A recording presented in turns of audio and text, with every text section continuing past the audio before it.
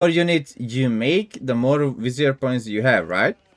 So I send 5 villager to the stone, I send 1 villager to wood, and I send another villager to wood. And I'm gonna use the 2 villager to get my mining camp up in time.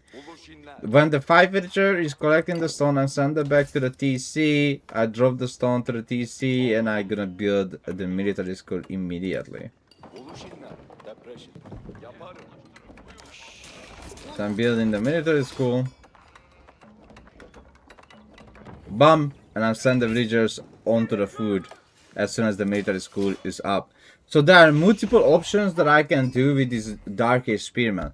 I can harass a little bit the English, so he is using the villagers to shoot at the Spearman, which, okay, so this is the question that you need to answer me right now. Why is it so good? I mean, I'm gonna answer it because it's gonna take you a while to answer that, right? I'm just joking. But the reason why is it so good, because those villagers are not working. And even if you give like 3 or 4 or 5 seconds of idle time to multiple villagers, that's insanely good because it delays the second TC of the English player. And we will see how much he got delayed because of my Dark Age regression. So when the wood is gathered to build a mining camp, I send that 2 villagers to the gold immediately.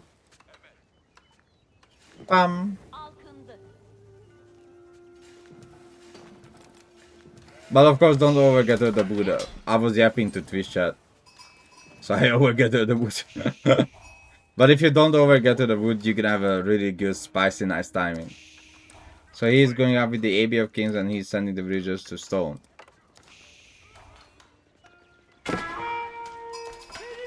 As you can see, he got just idled a lot, like 40 HP, which means he shot my spearman twice with the 4 villager, right?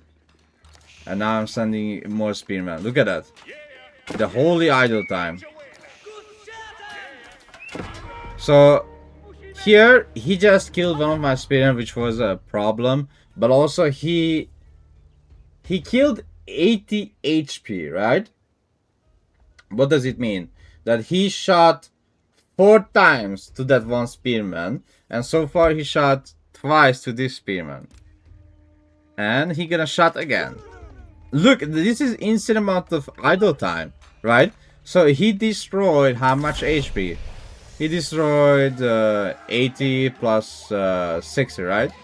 Which means 140 HP destroyed, which means a lot of second idle time. His stone is on 290 right now. Which means that stone, like, which means if I didn't idle this, he would have the stone already to build that second TC. But look at that, because he got idled out a long time, his TC is still not started. We are over 5 minutes. And he aged up with 2 villager. Which means that second TC should have been started already. And now he's just starting at 5:15, which is very, very late. And you're asking why is it so late? Isn't that the normal time for English? No. Because he aged up with only 2 villager, which means he delays the second TC, he delays the king in the return of faster second TC timing. But because I caused him idle time early on, he couldn't put down the second TC in time, which is great for me. Now I switch the military school into Sipahi, and I just protect my villagers with the spear I have, because I know that he's coming with the king. This is also really good against French, if you play like against cavalry civilization. So now I'm gonna build 2 archer range and 2 military school. I'm not gonna make a single Sipahi. I'm gonna make only units out of these 2 buildings. And the Sipahi, they're all gonna be for free.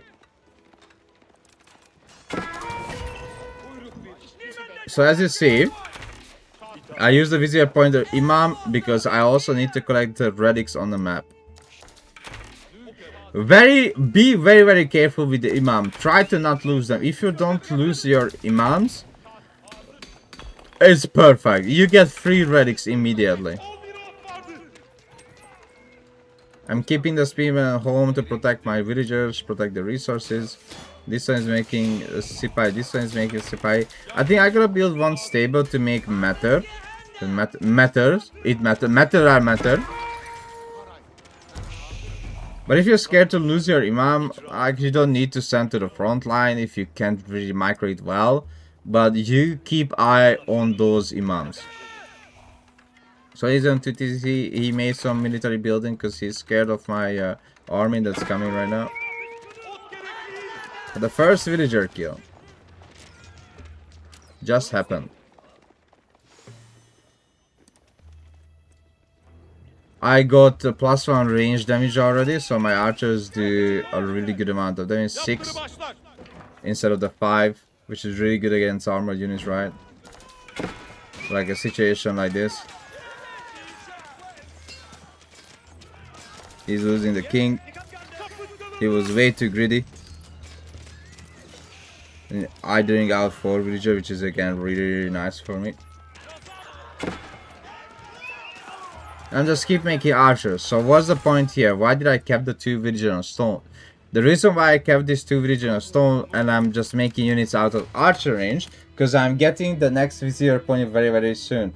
You can see I have even 16 villager on wood. It's not because to build rams only or because I'm focusing on archers, but because we are building a second TC. So this is a feudal aggression into second TC, which is insanely strong, let me tell you that. The amount of units I will have later on is...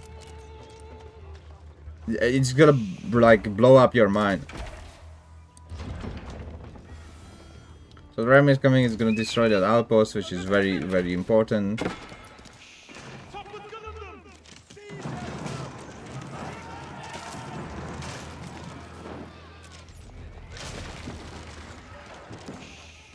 He lost another 2 villagers, so 3 villagers lost total. And the Vizier point is almost there. I'm gonna build a few more rams here. And soon I'm gonna build the second TC here. So that was a little bit of a problem, little bit of a mistake. That the rams were dancing around in circle, but you will see, and that's why I couldn't destroy the second TC of his, but it should have been down. So, as you saw that in the Imperial Council, I paid the extensive fortification, which makes my TC 320 wood and 280 stone. Which is a very cheap second TC. 150 resources cheaper.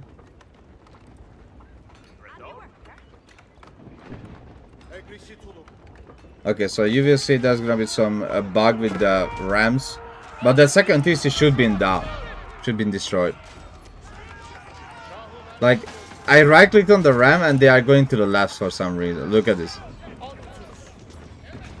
You can see it's a right click, right?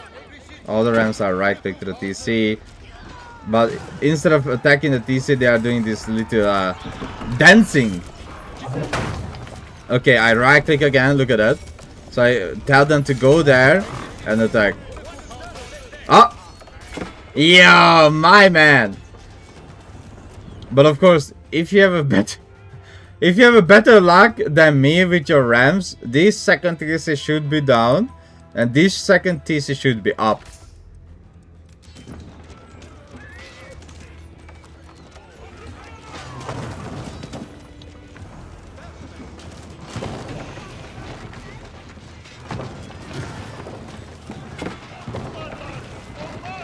But at least I was lucky to kill some of his villager, which is really nice.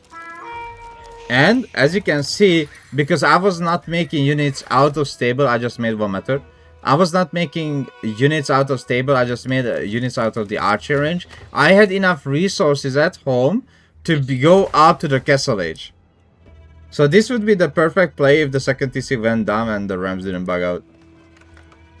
So, which means I have 2 TC, he lost his second TC, and I'm going to castle. Goddamn rams, I hate them. I hate these rams. But the second TC should be down.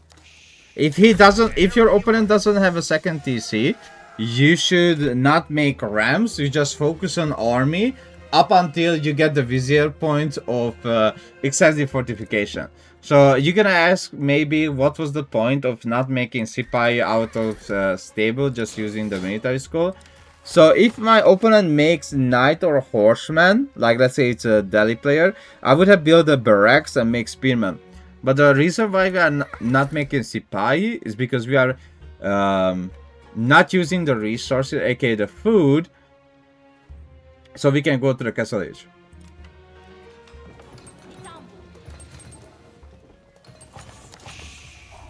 Okay, I have the second PC. Slowly getting together. Building another military school, so I have 3 military school right now. Getting my upgrades. All the economical upgrades I need. The Sipahi upgrade. I will get archer upgrade, and I'm gonna make archer, crossbow, Sipahi, and knight. Meanwhile, I collected the relics. And that's a free king kill. I think. Maybe. Not sure. Ah, I did. Let's go. And I'm gonna collect most of the relics because I didn't lose the imams early on, which is really nice. So what's gonna be the Vizier points I'm picking? I'm gonna pick fieldwork, extensive fortification, military campus, advanced academy, and going back to Anatolian Hills is good. Siege crew, whatever, I don't think it's really needed. I mean, it's good. So you can decide between Anatolian Hills and Siege crew. You don't need it, you don't need it. Not necessary because you are not trading. And the game will be done before that.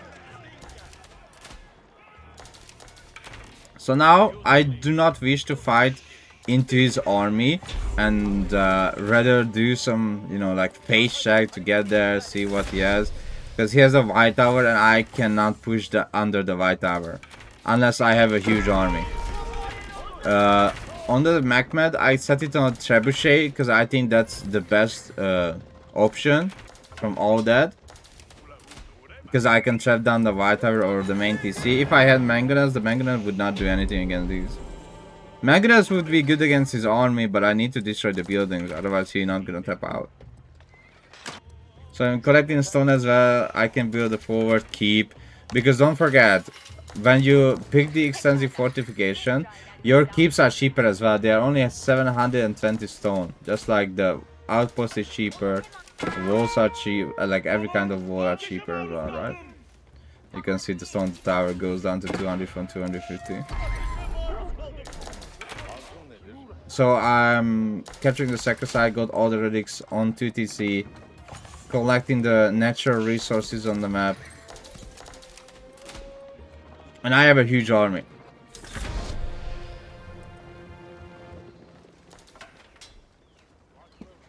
$62 to 46 military right now. Spearman, crossbow, Sipahi, and Lancer. The reason why I don't have Janissary is because he's not making any cavalry unit. And Janissary is specialized against cavalry units. So I'm putting the keep. He sees that he's gonna punish me for it. But because I have crazy amount of unit, it's very easy to push him back, destroy the white tower, and destroy all the other landmarks as well. If he had more unit, I wouldn't have pushed him. Or if I lost a lot of unit, I wouldn't have pushed him. I just would destroy the landmarks with the trebuchets I have. So now here I would transition into farms as well in the background. Search for key positions, build keeps there, or just build keeps on the sector side and wall them. But the game ended and it was a good game. And that's how I play Ottoman.